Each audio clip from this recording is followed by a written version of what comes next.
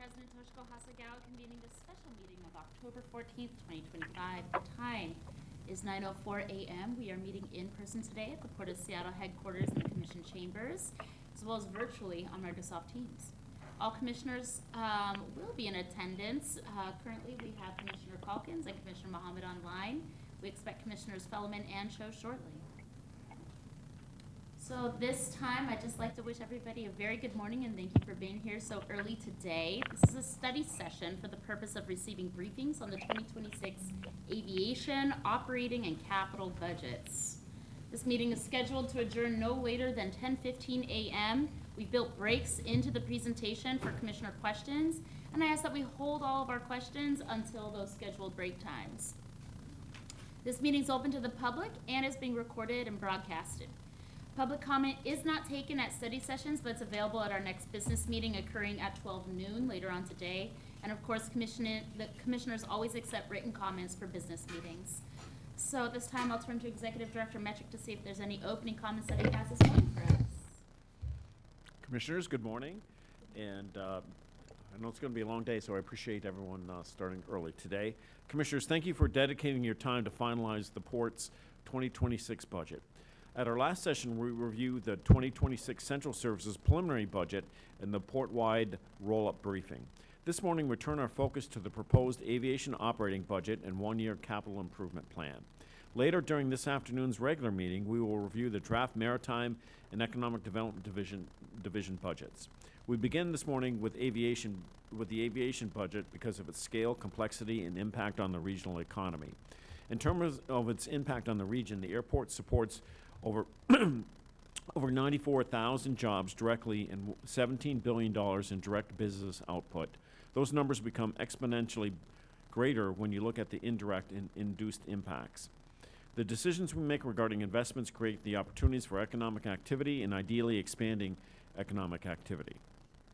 As previously noted, demand for air travel at SCA is strong. Passenger volumes exceed pre-pandemic levels. This past summer was record-breaking for air travel.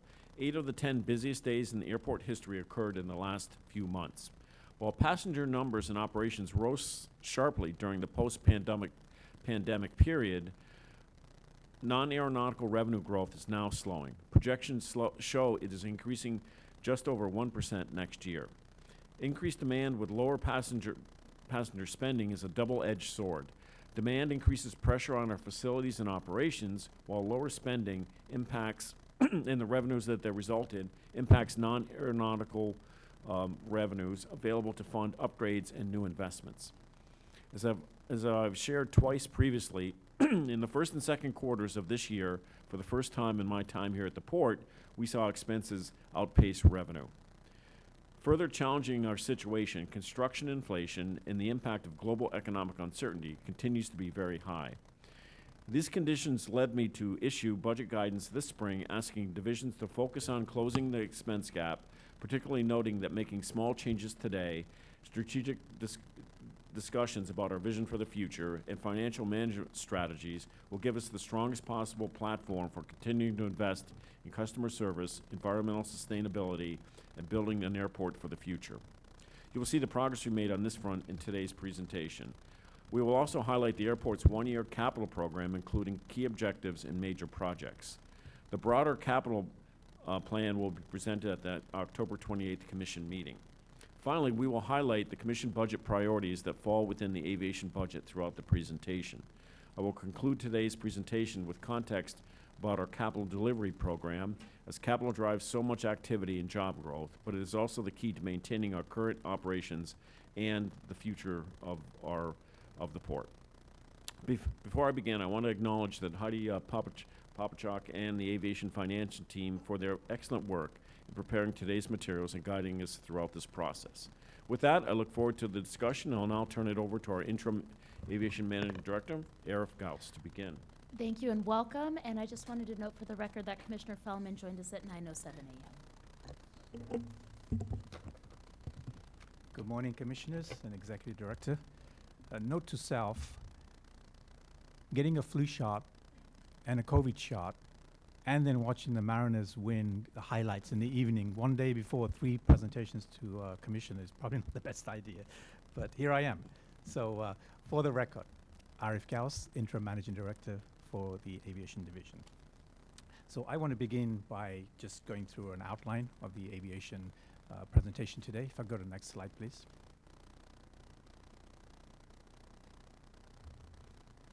So we're going to touch on the strategy to budget, talk about strategic priorities, and then we're going to get into the budget overview, 26, and the proposed operating budget, the proposed capital budget for 2026, and the equity and spending highlights. And there's some appendix items too, if you want to dive into more detail. Next slide, please. So we shared this slide with you on many occasions, but just a reminder again for everyone that everything we do is driven by the Century Agenda, which is set by Commission. So, we get the overall goals, and then the Executive Director's Office kind of comes up with a strategy for the objectives, and then the annual priorities come through the office too. And then the divisions and the Center of Expertise work on the actual specific goals, and then those are aligned with what the EOTs are supporting for each division. And then we move further down into like the specific department objectives, and then the actual tactics, and then the key performance metrics that actually drive and then measure how we succeeding on those original Century Agenda goals. Next slide, please. And this slide is just to indicate again at the very top, everything is driven by the Century Agenda, and this is a strategy we use to arrive at our annual budget. So we start off with the vision and goals, which is kind of a 5 to 10 year kind of endeavor, move into a SWOT analysis, the gap analysis, and then we arrive at the objectives and KPIs, and that kind of is a 3 to 5 year time frame.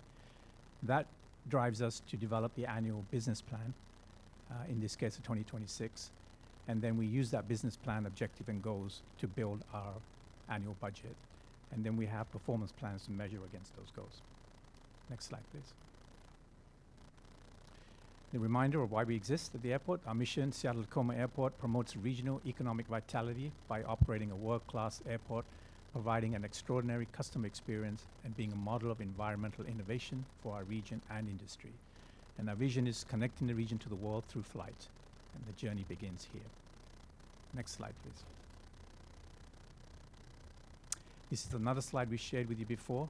We have kind of significant overarching goals that we want to achieve. We're a 4-star airport right now. We do want to get to a 5-star rating.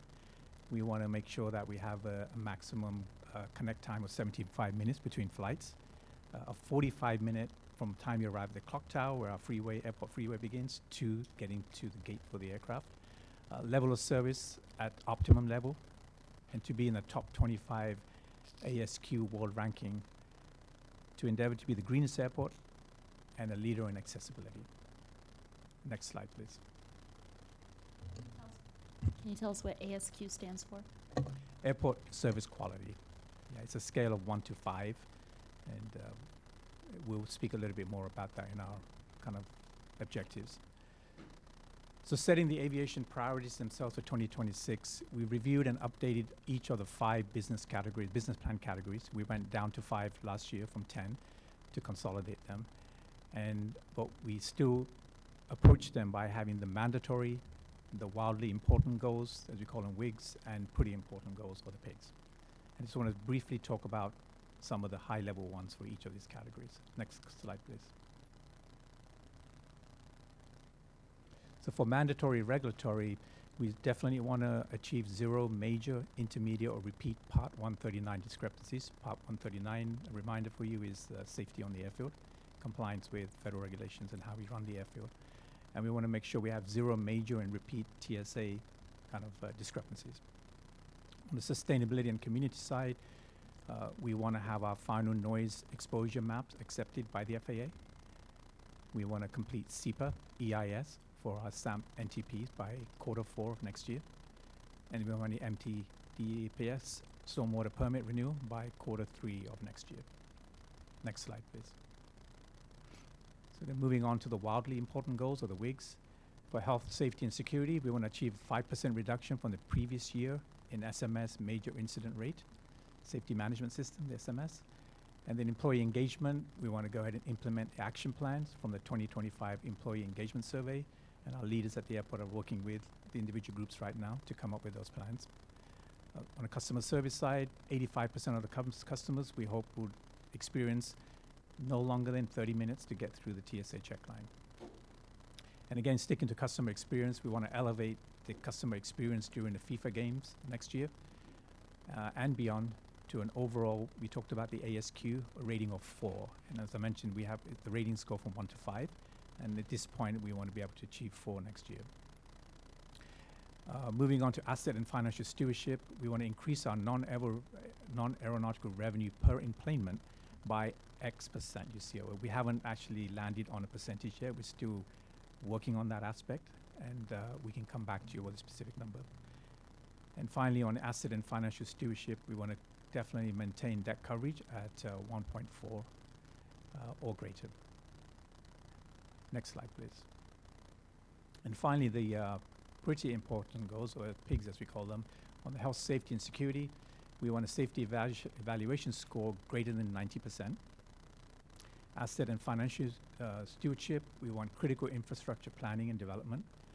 On the customer experience side, we want to make enhancements in our parking garage. There were some security issues raised and highlighted and experienced by us monitoring, so we want to enhance some of those features in there. And sustainability on community, we want to make sure that the greenhouse gas emissions reduction by scope 1, 2, and 3 initiatives. Next slide, please. So with that, I'll turn it over to Heidi to go into the fun stuff, which is the numbers. Thank you. Aviation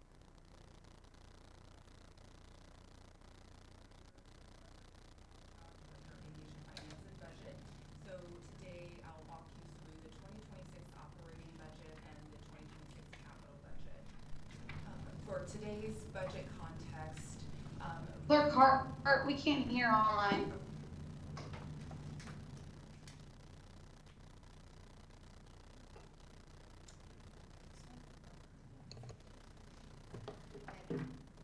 testing. Oh, there we go. Again, for the record, Heidi Popachok, Director of Aviation Finance and Budget. I'll walk you through the 2026 operating budget and the 2026 capital budget. On this slide here provides our division budget context. Looking at our employment forecast in the presentation, we show conservative growth compared to our 2025 forecast. Also, with the 2026 budget, we show growing baseline costs, especially in payroll that I'll outline in subsequent slides. And then lastly, looking at increasing our capital capacity on how much can we afford in our capital program, and looking at managing growth of costs and also consistently growing our non-aeronautical revenues. Next slide, please. So we wanted to highlight some budget uncertainties and risks, and this is something we do every year in the presentation. And we want to recognize with the current economic growth, we're seeing some slowing there and monitoring that. Within our budget, we do have a payroll vacancy rate of 4%. In the past years, we've had a vacancy rate of 5%, so that has been lowered port-wide for the 2026 budget process. Additionally, we're seeing medical benefit rate increases. Also, with our environmental remediation liability costs, more often than not, these costs are unanticipated. We are able to account for some of these costs in our budget, but when we implement a capital project and tear down the walls and find that we need to address an environmental remediation, those costs oftentimes are unanticipated, as well as emergency mitigation on critical infrastructure at the airport. Things are unanticipated. They sometimes break, so we have to address those issues. And then lastly, impacts on lower revenues and higher costs are the factors that we highlight today as far as budget uncertainties and risks. Next slide. So as I noted moments ago, with employment forecasts, we'll see modest growth in 2026.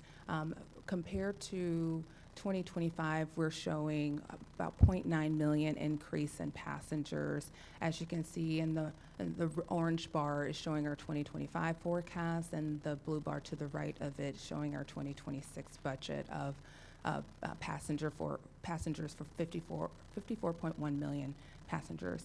in 2026. Next slide. This slide shows an overview of our operating revenues.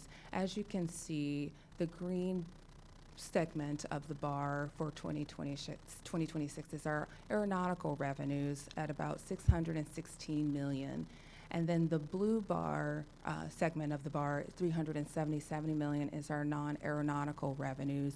And please note that the $377 million excludes the GASB 87 lease adjustment. So in subsequent slides, you'll see non-aeronautical revenues showing at $367 million. So just for the record on that. But in total, when we look at total operating revenues compared to 2025, we're seeing a 6.1% overall revenue increase when we combine aero and non-aeronautical revenues. Next slide, please.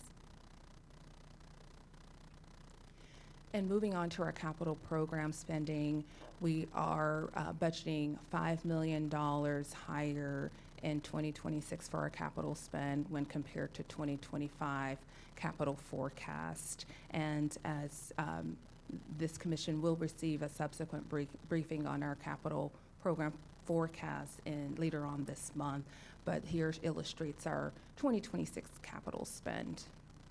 Next slide. So with this slide, it's our overall airport budget summary. The highlighted top row, green row there, shows that overall operating revenues of 6.1%. The second green row shows our total operating expenses. That includes our operating and non-operating expenses, which equates to that 7.5% increase when compared to 2025.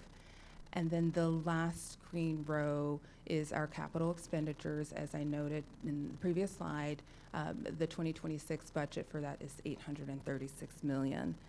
And looking at our aeronautical revenues with the 9.2% increase there, we are seeing many capital projects coming to be completed, and that is driving the debt service, which the airlines, which a full cost recovery would have to pay. And our practice is, well, not the practice, but the policy is to include the debt service in the airline rate base once capital projects are completed. So we're seeing those projects are being completed, and then we're adding those to the rate base, and in turn will increase aeronautical revenues for that line item.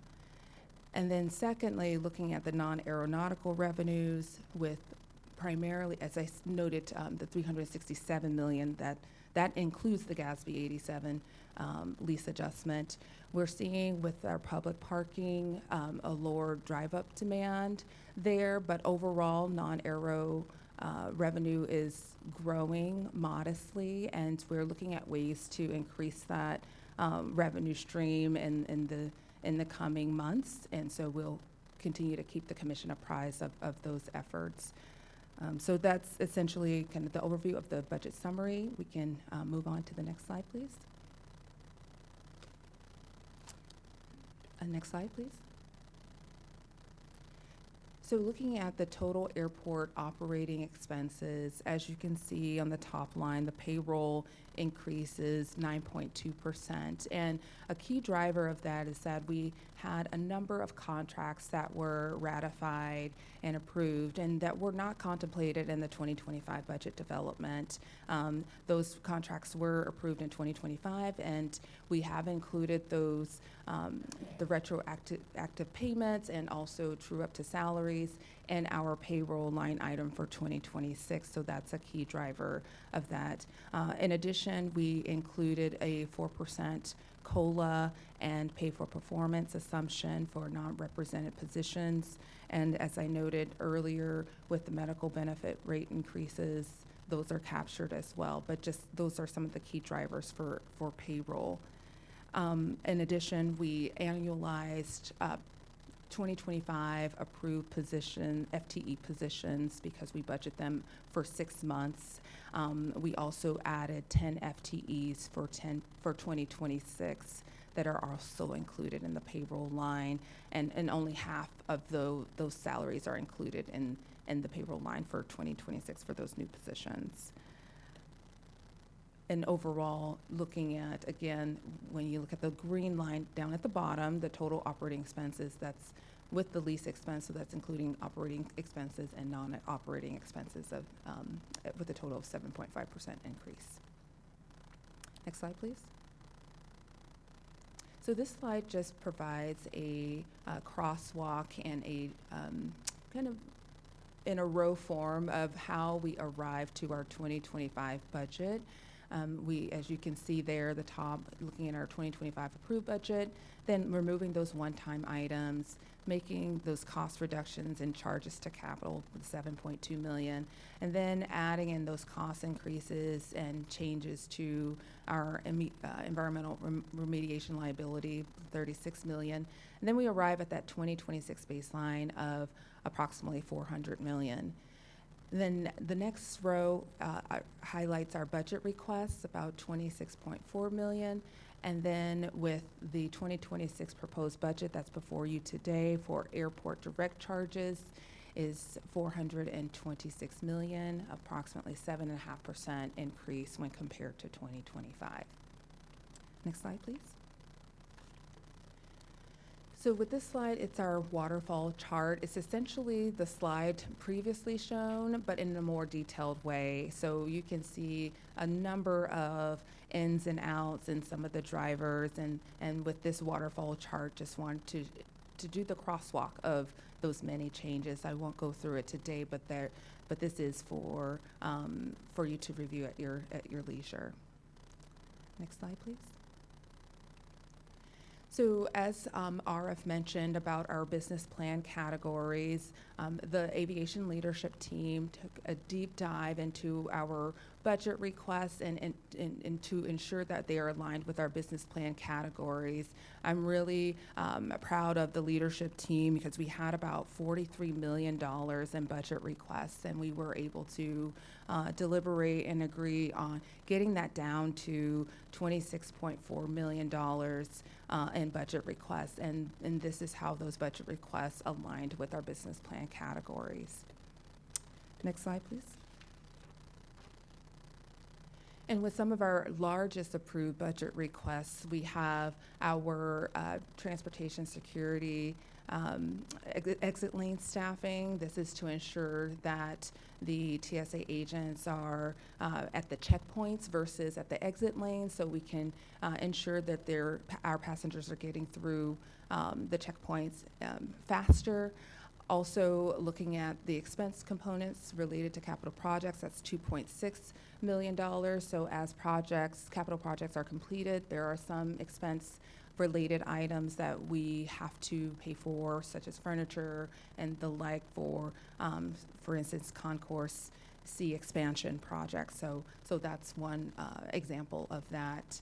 I won't go through all of these, but just wanted to highlight some of those key large approved budget requests. And if there are any questions at the Q&A period, I'm happy to answer on these particular items. Next slide, please. So with the aviation division, our 2026 budget FTE review, per the executive director guidance, we reviewed all vacant positions, including positions on field for a year. And this is actually a standard practice in aviation. So it was, we followed the guidance and we consistently look at our vacant positions and determine the reasonableness of maintaining those vacancies. And then with the executive director guidance of limiting new FTEs for 2026, we engaged a consultant back in 2024 to do a workforce analysis study for aviation. And for the 2026 FTEs that the consultant recommended was 24. And as you can see there in bold, the aviation division, we recommended 10 FTEs for 2026. Next slide, please. So moving on to aeronautical NOI. So aeronautical revenues, as I mentioned earlier, this is full cost recovery paid by the airlines for their proportionate share of the services that the airport provides.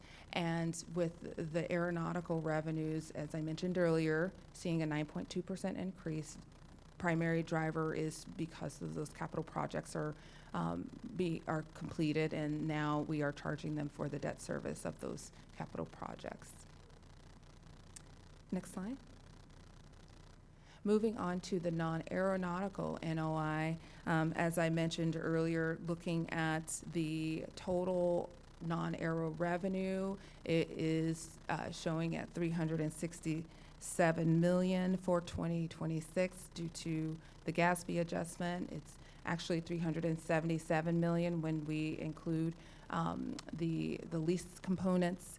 So overall, there's modest growth in the non-aero lines of business. As I mentioned earlier, with public parking, seeing the lower parking demand for the drive-up parkers. We do not anticipate, at least in the budget right now, a rate increase for public parking. Also, we are seeing success still on the reserved fourth floor of the parking garage, a program or an option we implemented last year, still seeing success in that program. And then lastly, just want to highlight for the record on the debt service row down at the bottom for 2026, it shows 48.7 million. Want to make a verbal correction. It should say 57.7 million. So just for the record. So overall, non-aeronautical revenues are growing modestly, and definitely opportunities to increase non-aeronautical revenues in the future that we're working with our teams to consider and explore for the near future. Next slide, please. Moving on to the Commission 2026 budget priority, we did include $25,000 for exploration of the connector offsite check-in feasibility study, and recognizing, this is not only the Commission priority that we're working on, but this is something new for 2026 that we've included in the budget. And then just a footnote there that we are the funding for the child care feasibility study was approved in 2025, and we're continuing that work, as well as the anti-human trafficking campaign. That budget has been moved over to OEDI for 2026. Next slide, please. Next slide. And then looking at our equity and spending highlights, we are implementing equity efforts across the airport on an ongoing basis. These are two new equity and spending highlights for the Commission to review today. Our airport interactive map. This is a language add-on that we'll have, and also increasing our SCA Pathfinder program support, with increasing wayfinding as we anticipate a high volume of passengers coming through the airport next summer. So this will help augment our current services and to ensure passengers get through in a timely manner and also receive the information that they need to get to their destination. Next slide, please. And then lastly, just to provide the 2026 budget key takeaways. This is just kind of a one slide just to capture the key talking points for the aviation budget.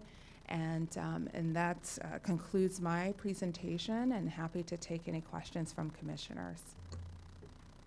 All right.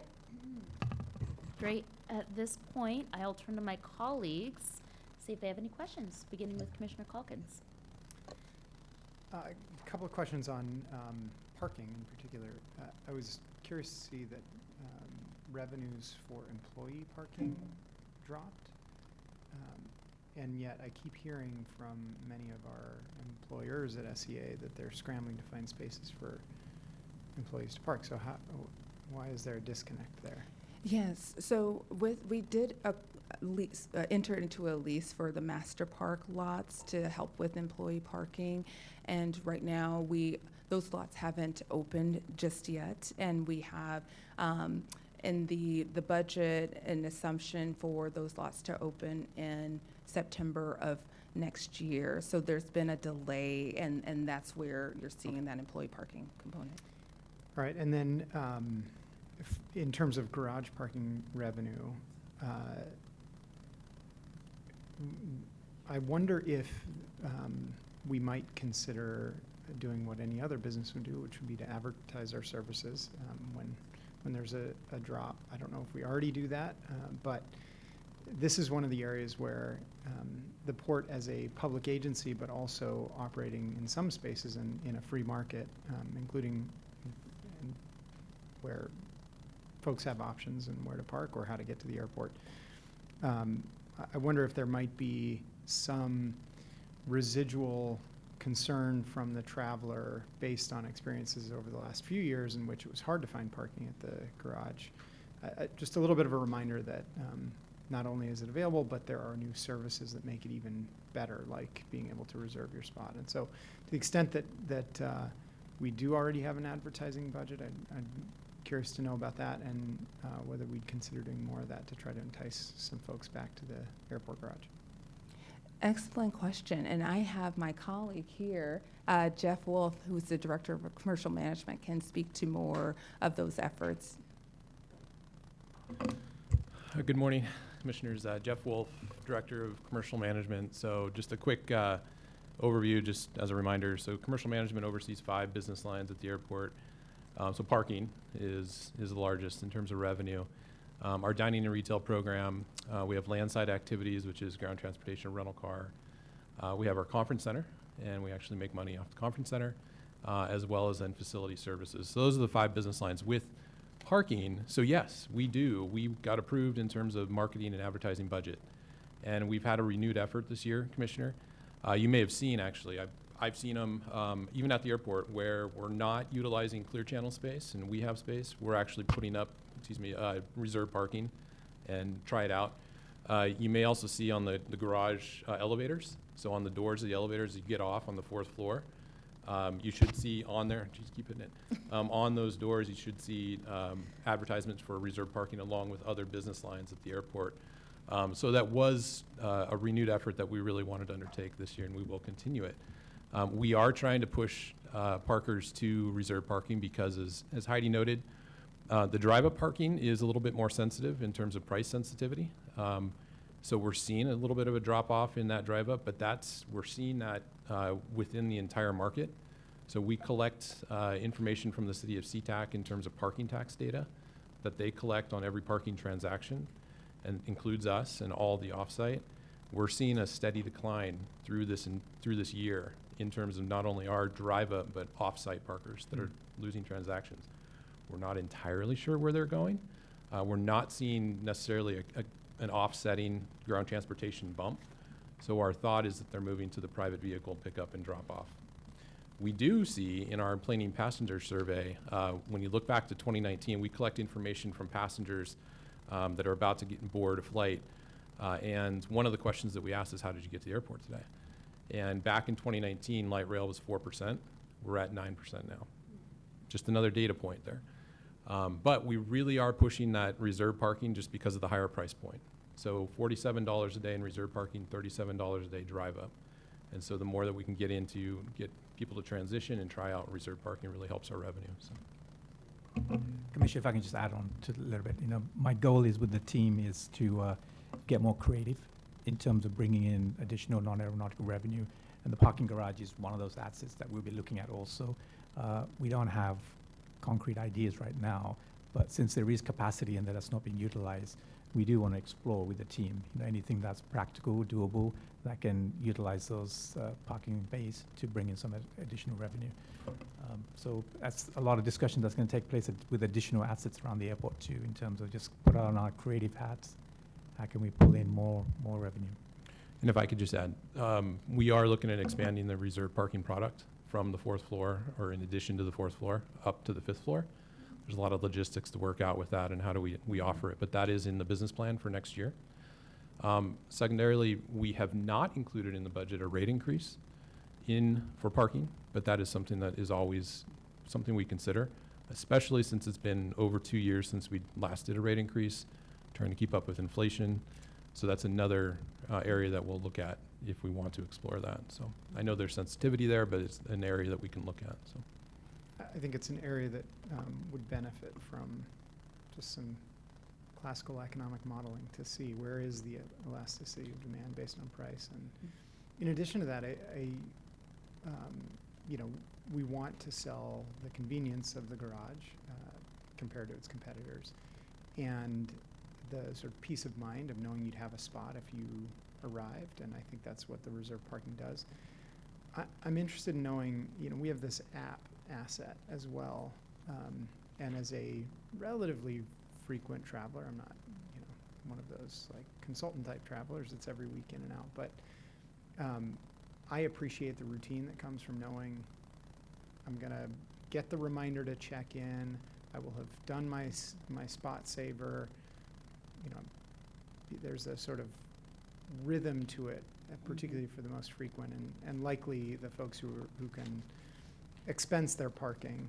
And I wonder if we have a way to nudge some of those folks to try the reserve parking for the first time as you know, if they make a spot saver reservation, can we then immediately follow up and say, oh, you should also reserve your parking?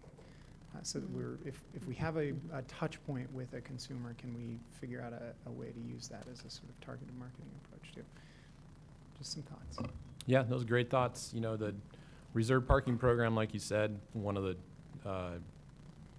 biggest benefits is the guaranteed parking. That's how we're selling it. But also the program itself and the functionality of the program gives us the ability to cross-sell.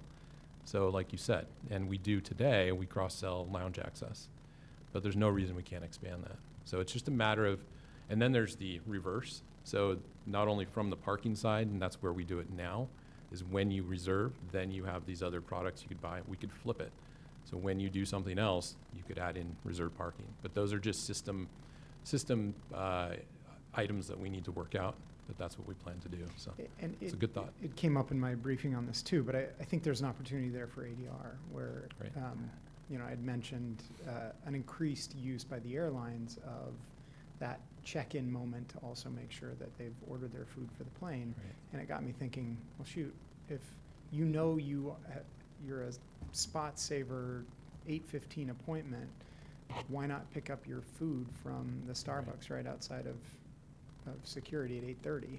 And so if we could help to integrate ADR customers or ADR tenants with potential customers, streamline that whole approach, like you just know my Qdoba burrito is going to be waiting for me as soon as I get through security. I think Right. that's pretty appealing. Right. No, it's another good thought. And we do have the mobile ordering functionality. It's just a matter of system talking to each other. So, Great. yeah, thanks. Thanks. Commissioner Fellman. Building on parking, given that it's our largest source of non-aeronautical revenue, I appreciate all the creative thinking that's gone on, and it would be good to itemize that for us to see how individual projects are moving the needle. And it sounds very, very clever on many of them. You know, the general impression I get from folks is, man, parking's expensive. Like that's, you know, while we might have held it flat, we're holding it at a relatively high level. It is interesting that even the more modest priced parking lots are also experiencing the decline. But if we have vacant space, one would suggest what would be, how would it pencil out if some of it would be reduced? And can you make up for the loss per car by getting more cars? That would be kind of interesting to know, and what would move that needle? Because certainly the convenience is a lot greater, but the expense is pretty significant. So obviously the wealthy are doing very well, and so we can expand the higher level services, but the obvious economic downturn for the general public is real, and we certainly don't want people to take the alternative individual car drop-offs, and that would be counter many of our interests. I was wondering, you know, you have the data about the Ubers of the world not accounting for the decline. So your assumption that this is an individual drop-off is very likely. I'm kind of interested to know the what seems to be something that I'm very excited about, the increased use of light rail, which is, you know, always been seen as a double-edged sword for us. That 4 to 9% increase, how much does that account for? 4 to 9% of what, right? So how much does that account for the decline, and what is the delta that would really be explaining the individual car user? Right, that's a good question. The 4 to 9 is of the subset of enplaning passengers that get surveyed, so you don't, it's a pretty small. So is that representative of the entire traveling public? Don't know. So that's a good question. We don't, unfortunately, get good information or good data from Sound Transit in terms of the ridership. So we're relying on the enplaning passenger survey for that, but it's, again, a small subset. So something to look into to see how much that applies to the general traveling public. On the parking that you mentioned at the start, one of the other benefits, as Commissioner Calkins pointed out, is of the reserve product is that we have a lot more flexibility in terms of pricing with the reserve product. So we can do more what we call dynamic pricing, and we have as part of our marketing effort. So we know that midweek, for example, there's kind of a lull in some of the parking, and we have more capacity. We have put out offers and discounts to try to entice people to come in during that time. So a 10% discount or something in testing. So we have that flexibility. We don't necessarily on the drive up. That's why we want to expand reserve parking, because we can expand that functionality. Because drive up, you have a posted rate. And it's a lot harder to offer some sort of dynamic rate when you're posting the rate for a drive up. So again, you know, our push to try to really expand that product, the reserve parking product. It's remarkable to me that we still have the problem with the data from light rail. I don't get that. It's such important information from numerous perspectives. Right. So what can we do about that? And do we actually have, you know, the tire count for drive-ups? Do we have empirical data for those things that we actually complete control over? So we could know how much is this change in drive-up occurring? So for the drive up parkers, you mean? No, for private vehicle, no. Yeah. See, that's another limitation is, we don't have real good data on the private vehicle pickup and drop off transactions. We have cameras, and I know our team tries to, but it's very limited because there's no transaction. There's nothing that's happening that we Something capture. like an access. What about just the, right, well, That's other true. than that, just, what about those rubber strips in the road? Right. How technological is it that we can just get counts on the curb? Yeah, you're right. We could. I think part of the limitation there is that there's multiple types of vehicles that are coming onto the curb, not just vehicle pickup, even taxis for drop-off. Uber and Lyft do drop-offs on the curb. We have other vehicles that access, so it just gets a little muddy, but it's something to look into. Yeah. But we should be telling Uber and Lyft not to be doing that, No, right? they can for drop-off. For drop-off. For drop-off, yeah. Yep. So, for Fred, can I this ask lack you- of data, it just strikes me, if we're going to try to move the needle, we have to know which parameters are working, right? So I'm really hoping that we can get this light rail question fixed. And again, maybe it's just the counters, seeing a electric eye at the light rail station. If Sound Transit isn't going to give the data, and I understand it's partially because when they get their ticket, we don't know where they get off, I think is part of that challenge. But we could have an electric eye at the gate, or at the terminal there, and have our own source of information. So clearly, we know that parking is a tremendous source of revenue to us. We need to understand how that needle moves, and without the data, we're just speculating. Commissioner Calkins has a clarifying question or comment. You said something that really intrigued me. So we can use dynamic pricing with the reserve parking. I imagine there are days or periods in the year when we are well below capacity in that, and I wonder if we'd even consider promotions that would nudge that pricing below the drive-up pricing. Thinking that there are secondary benefits to people using that are unrelated to, just pure revenue questions, but Right. Getting people into slots more quickly so they're not driving around the parking garage looking for a place. Anyway, I think there might be something to that if, wow, we're at 50% capacity in reserve. What if we dropped it, or provider promote your first is 50% off, something like that. Right. So I think that the extent that we can use dynamic modeling software to help guide pricing in spaces where we can use it, and looking for ways potentially to introduce dynamic pricing even for the drive-up would be intriguing to me. Yeah, that's a great question. In terms of the matching the general, we'd have to analyze that to see if that makes sense. We do offer discounts now. So as I mentioned, we do a midweek promotion in our reserve products, as we know there's more capacity in the garage, less demand. So I'm trying to entice people in. We do a 10%. We've tested different percentages. It's in almost, I'd call it a testing mode right now to understand the impact of that. But these are all ideas that we want to continue to explore. Sounds like you're way ahead of us, as always. Okay. Thanks. Do you have follow-up questions, Commissioner Fellman? Just one. Just for the tracking for our benefit, we have this roll-up number of public parking down 4.3%. But we know that there's this bifurcation in the reserved and versus the general public.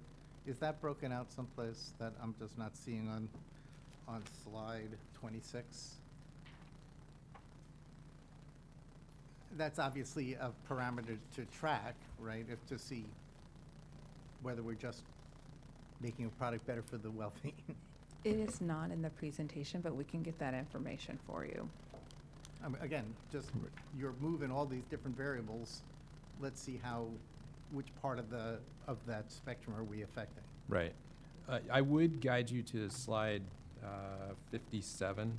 It's in the appendix. There's a little bit different view of the non-aero revenue, including the parking.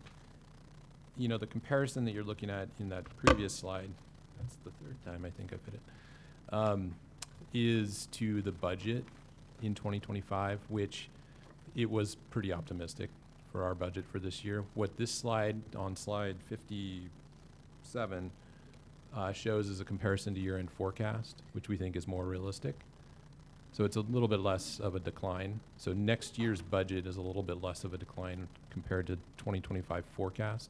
And again, that's driven by that somewhat drop in the drive-up, but offset by the increased demand in reserve. So, but yes, that's information that we could break out. Yeah. All right, we're going to turn online to Commissioner Mohammed for questions and comments.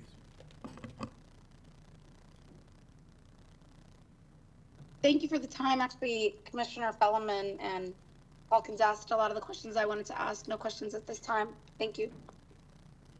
Thank you, Commissioner.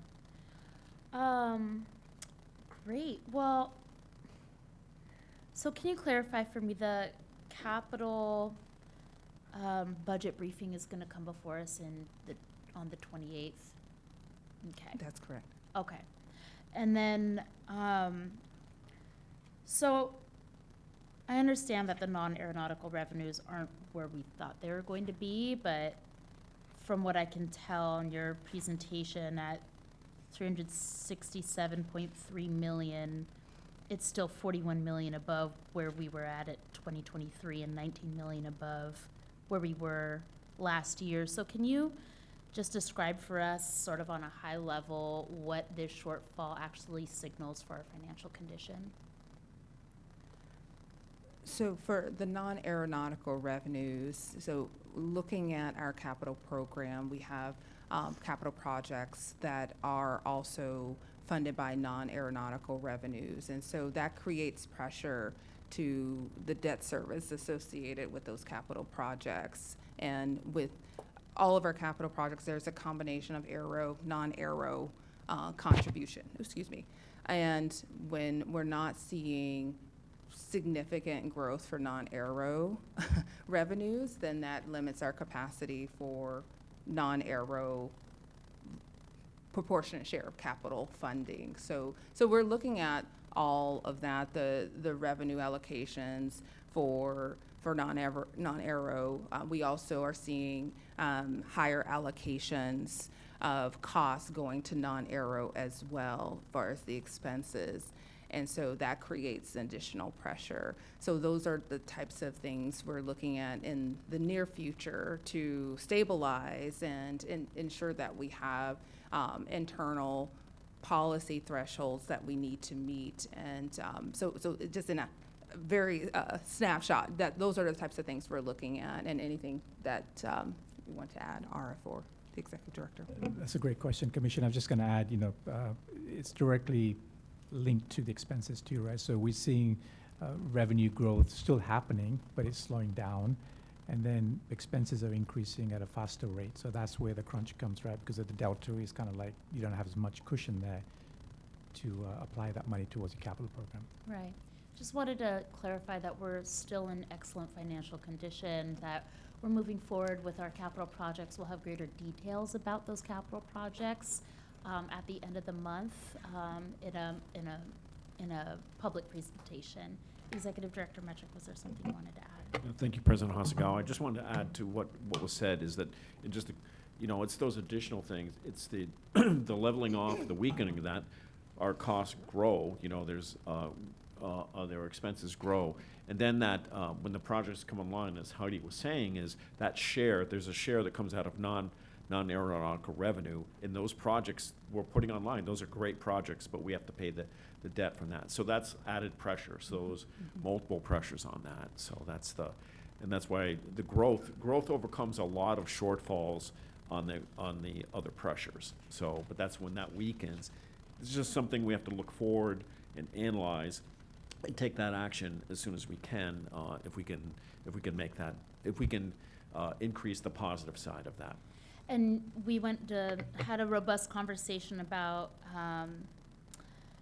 the garage, about ADR, and in the context of the 5 non-aeronautical line items. Is there any other strategies or key points on the other line items that you wanted to lift up for us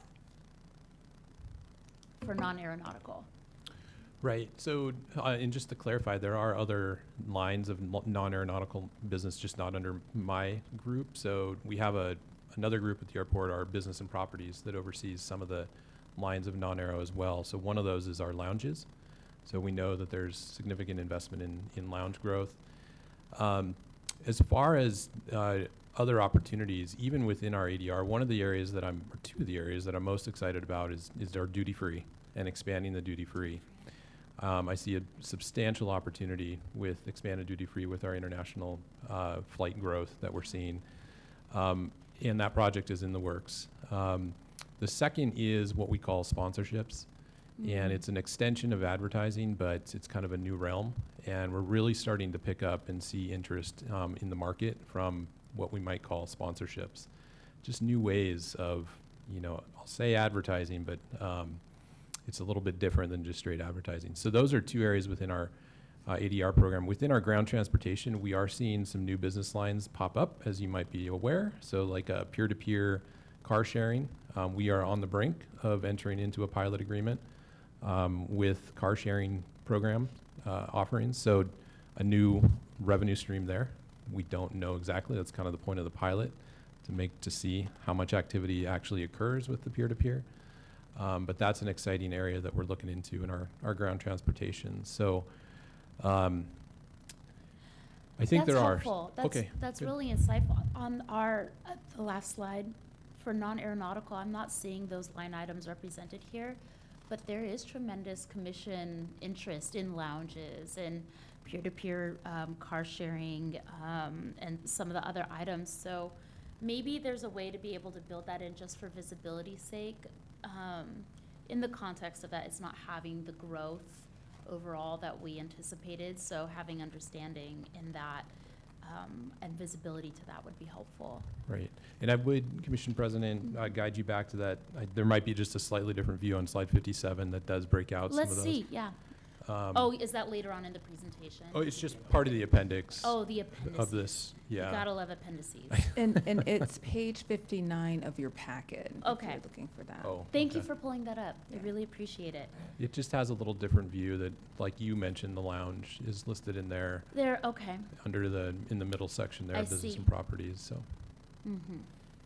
On the sponsorships, I'm picturing giant logos painted on the runways. Is that the idea? If we as an organization are willing to do that, you may have, remember last year, the Major League All-Star game? Yeah. You know, we had T-Mobile come in there. We have an Uber sponsorship right now that's active that guides you out to the garage. So we have one of the most ripe, I'll call it, is our music program, and having somebody sponsor that. We've got some really neat ideas that I think could generate quite a bit of revenue for us, so. So that, it does beg the question, FIFA coming up around the corner, how, it's my understanding that we're, as a Port of Seattle, we're not making money off of FIFA. In fact, the role that we play is going to incur additional expenses to us, something that we're happy to build into the budget because it's such a rare and unique and exciting opportunity for our region.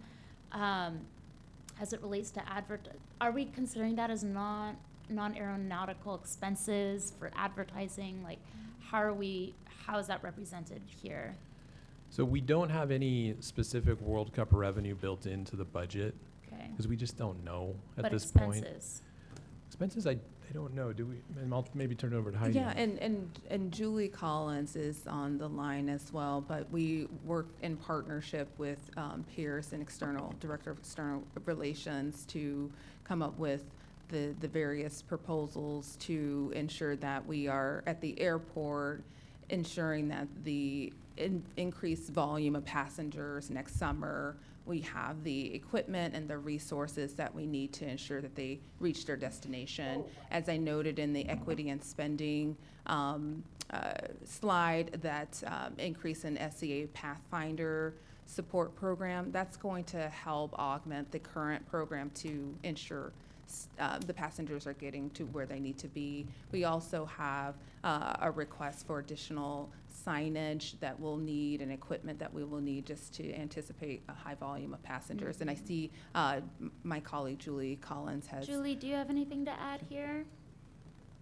Very briefly, I think Heidi's covered it very nicely. We do intend to augment our airport volunteer program, as well as including opportunities for employees to be a part of helping our customers as well through this increased travel season.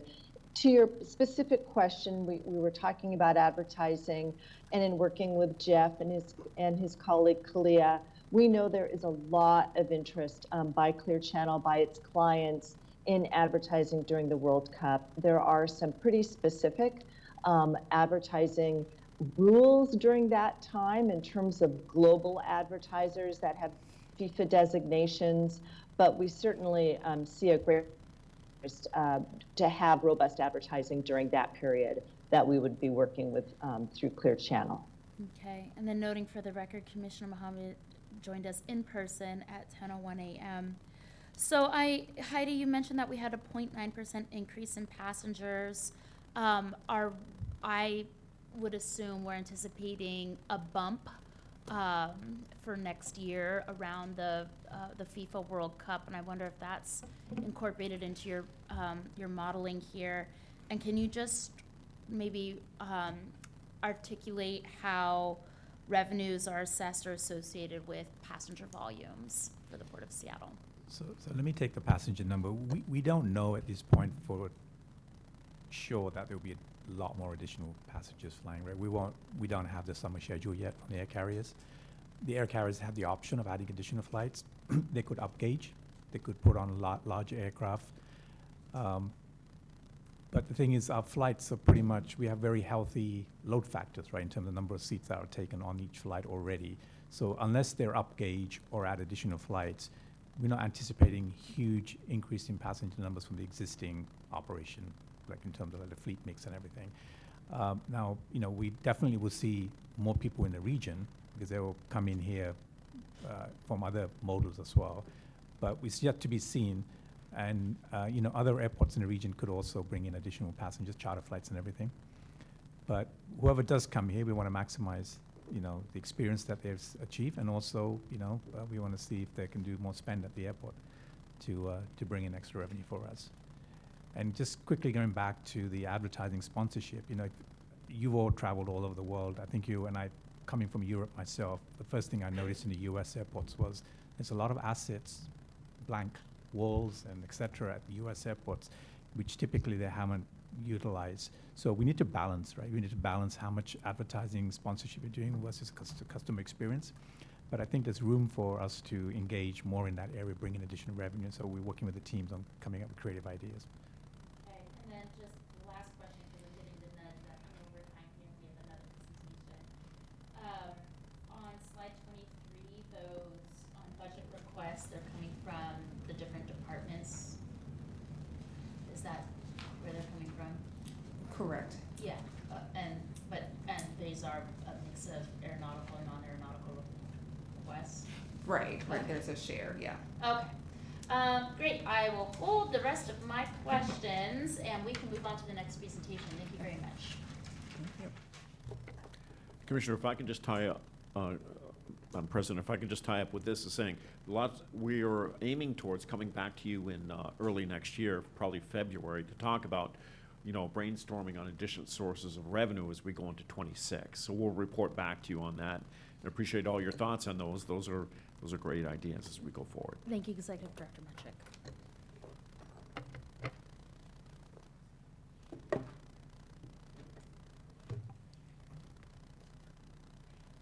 You get bonus points if you take us through this in the next 10 minutes. I will do my best to move through. I think I have 13 slides, but I'll move through this kind of very quickly, Commissioner. So I wanted to end this session. Thank you, Commissioners.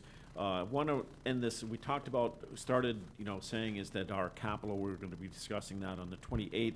We saw the 26th capital program for the airport. And I wanted to close this just talking about the state of our capital program that we've had to focus on for quite a years. And our objective is to set the stage, for this afternoon's briefing from Maritime and Economic Development Division, and then for our capital briefings coming on the 28th. We used to, you probably recall that prior to the pandemic, we would bring commissioners a quarterly update on our capital plan with highlights on each of the mega projects and the process on those. We during the pandemic, we lost that rhythm of doing that. We're looking to revive the elements of that so we can come forward on those briefings to keep you up to date on the progress of those projects as we go forward. And we're looking in the any challenges we may face in those. And we're looking at that as we go forward. We'll think of this today as really as a kickoff for those future conversations about capital and its importance to us. So next slide, please. And just want to mention this. This is my my elements for the Port of the Future vision that I presented at the February retreat. In each of these, you see that they're all tied into one way or another into improvements in the delivery of capital. And for today's presentation, I want to zero in on effective and efficient, as we're in a budget season, and our ability to build efficiently and effectively has significant impact on our ability to be ready for the future. Next slide, please. Why capital matters today? And it matters because our facilities that we're building are the foundation for our regional economy and its impact on jobs. Across our facilities, the port supports more than 100,000 direct jobs for construction. People can only work when our facilities are in good condition, are efficient, and meet the needs of the region. We're improving and building our facilities also puts money right into the local economy. In 2025, we were forecast to have more than 900 million in capital projects at the airport and more than 160 million in capital projects at our seaport. And those investments equal jobs. So our analysis shows that 2,000 hours of labor hours is equivalent to one full-time employee. For 2024, last year, we have complete data. Port construction projects supported 800 full-time jobs in construction. Next slide, please. In addition to maintaining what we have today, a lot of those are maintenance and repair of our existing facilities. We have to develop the facilities for the future, to be ready for the future. And new investments are the foundation for future revenue and future economic development of the region. When you look back at our very recent history, the expanded Central Terminal in North Concourse to add 2 stories, modernized Terminal 5, and we're working on Terminal 91, berths 6 and 8. You can see that the jobs and activity there are for the long run, and they did not exist before. And so that's our goal, is to build to be ready to continue to operate into the future. Next slide, please. Achieving this goal, maintaining what we have and investing in the port of the future is getting more challenging. As you heard already, you know, we talked about this theme of affordability comes up. And you can see some of the factors here. I'm not going to walk through all of these, but you can see these factors are the ones that are pressurizing our capital budget and our capital delivery. And for one thing I do want to point out, you've heard for us say for years that our environmental remediation is increasingly using a substantial share of our available capital budget. And this is even more true as we get deeper into substantial cleanups that will be coming forward. As a matter of fact, we'll see that as, you know, it is a rising cost. The estimates I just heard for the Duwamish waterway cleanup is 600 million is the most recent estimate. And finally, we have to, if we see these opportunities to build, we have to do them because, as I said, we need to be building the port for the future. Next slide, please. Many of these factors are not new, and they've been working to manage these increased costs within our program and time. You know, when I first came here to the port, I immediately began working with the operating divisions to improve capital planning and delivery. One step we did was bringing capital planning and capital programs into the maritime division and put project management controls into the operating divisions. So that became very important for us because you wanted to have control over operations. They needed to come together, and this was a great change. It put accountability within the operating divisions on delivering those projects and coordination with the operations to do that. Next slide, please. We also practice continual process improvements. We're very proud of this. Our central procurement office is utilizing lean strategies and continuous process improvement to gain efficiencies in the contracting process. And this is the average procurement time for personal services valued $200,000 or more is now 3 months, down from 6 months. So we've reduced it by 50%. And the average procurement time for professional service is now 4.5 months, valued at over the 200,000. It's now 4.5 months, down from 8 months' time. And this time equals money in our delivery of these projects. The engineering team also took on multiple improvements in the past few years, and they've really improved these processes for us moving forward, making things more streamlined in that process. Our maritime team worked with an external review panel which helped inform some of the CPO improvements and is now leading to collaborative work with the Northwest Seaport Alliance to improve joint delivery of projects. As a matter of fact, coming forward is going to deliver some agreements that we have that will be help us make sure that some of the things that we've encountered with those projects with NWSA will be avoided into the future. Next slide, please. And these are making a difference in our, these improvements are making a difference in our increasing the effectiveness and efficiency of our capital delivery program. This is just one measurement, which is we use as capital execution. I'm pleased to say that in the last 2 years, we're able to spend substantially more and stay on target with our plans as well, as you'll see in these bar graphs here, of saying where we were and what we were spending and how we spend compared to the budget. And this ensures that our capital planning is accurate and we're not sitting on a budget that could better be applied to other projects. Next slide, please. And each division tracks its performance based on its own metrics. And while divisions have flexibility to determine how they want to benchmark progress and report out to their leaders, we have some universal themes throughout our program. And one of those themes is staying on budget. Staying on budget is easier than staying on schedule, a reality we all have experienced when it comes to construction. Next slide, please. Aviation collects similar data. The Aviation Division reports this data up through its leadership monthly. Any budget increase requires investment committee approval to go forward. The data here is into the third quarter, so we expect to see more improvements on schedule before the end of the year. Next slide, please. We also look at the port's performance on hard costs versus soft costs. While there's no official range defined in any academia or industry literature, it is generally agreed that 30% is the high end of program soft costs, and the port soft costs are generally closer to 20%, although you can observe how it fluctuates depending on where we are in our development cycle, and this is something we always brings up and something that I've examined very closely. So, next slide. I wanted to share these performance metrics so you can see that we're already hitting the mark on many of our delivery benchmarks.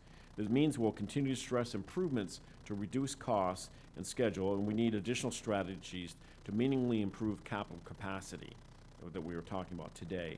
We have the opportunity to improve our sequencing and strategy because sequencing and removing some things from operation which generate revenue, whether it be gates or whether it be ADR, are important to do that. And we have to consider this and all put this together in a complex system.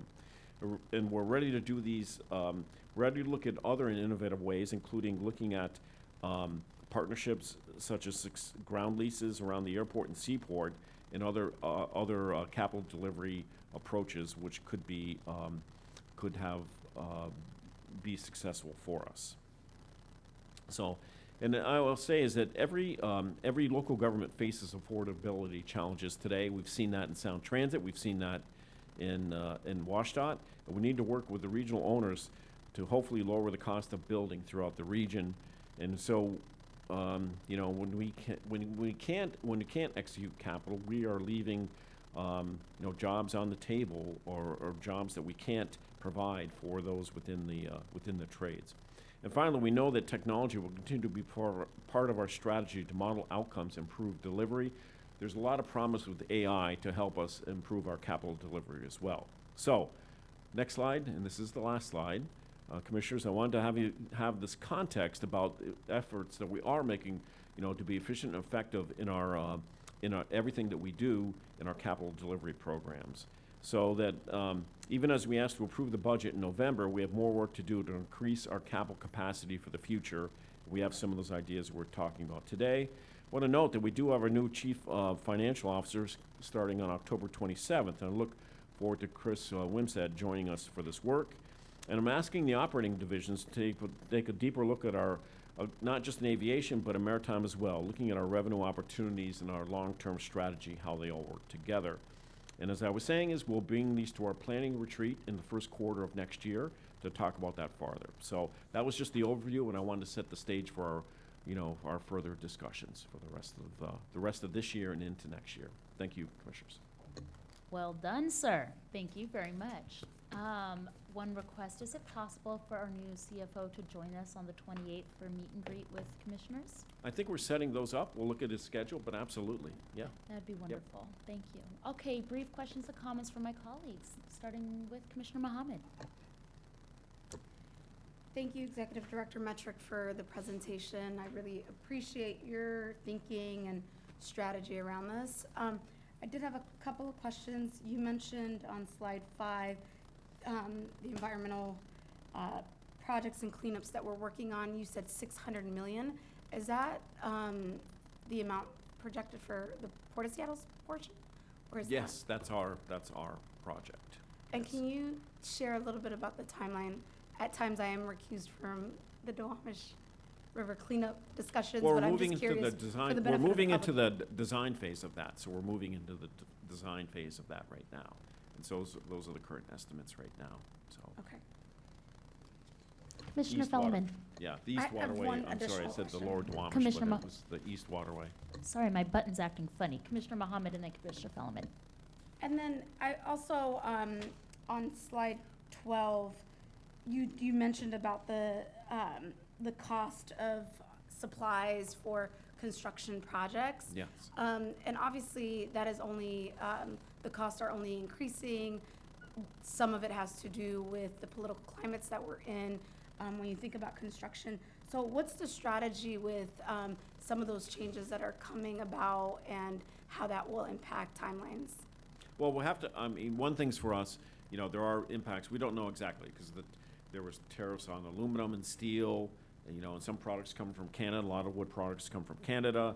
Those are back and forth. So the big thing for us is to look at where we're ordering long-term materials in advance and trying to lock into those prices as we do that. But of course, that's, we're at what the market bears for those things when we order those materials. So. And then are you doing that with team by team? How is that? Well, we have to go project by project by what we need for those. But Okay. there are some materials, let me just say this, on electrical equipment, that becomes a limiting factor sometimes because a lot of that is not produced in the U.S. and they're not available. And some of that equipment is long-term. You definitely have to have a long view in order to get that electrical switching equipment and those things. So we're basically trying to look as far ahead as we can on what things that we can on projects that are approved, as we do that. So we may come forward with requests for long lead time materials. And I imagine at times that you might lock into a price and the political climate might change and Yeah. those prices might be reduced at a later time too. And so it's obviously sounds like it's going to be a balancing act. It'll continue to be in flux for sure. Yeah. Okay. Great. Well, thank you for the presentation and for your answers. Commissioner Fellman. Thank you. We also have great ambitions to continue to keep up. So, and I appreciate, of course, we have to maintain our assets in order to continue. One of the, huge mitigations for the environmental costs is our insurance capacity. And I know that's a challenge, and it would be good to be kept apprised of a $600 million liability. Obviously, that's not all included in, there's like $20 million, I think, here. Or no, there's $30 million for the remedial design that was previously allocated. So it's not trivial, but how much this could be allocated to insurance is obviously a big question. Because sometimes we want to get the project done and then we do the recovery. And matter of fact, there's such a recovery is on our agenda today in the consent agenda. Right. And then there's also always the question about, how much we could do in-house versus consultants. And I just see here that we have items 8G and 8H, which is about $18 million in external consulting. And I know we spend also a lot of money on external legal advice, and there's always that question about how much internal capacity we have to do all that. And I urge us to look at that question about capacity and We'd be glad to talk about our strategy, Commissioner, because there is a strategy of how much do you use for consultants and how much you use for actual workforce. And then just to have the capacity to do internal work.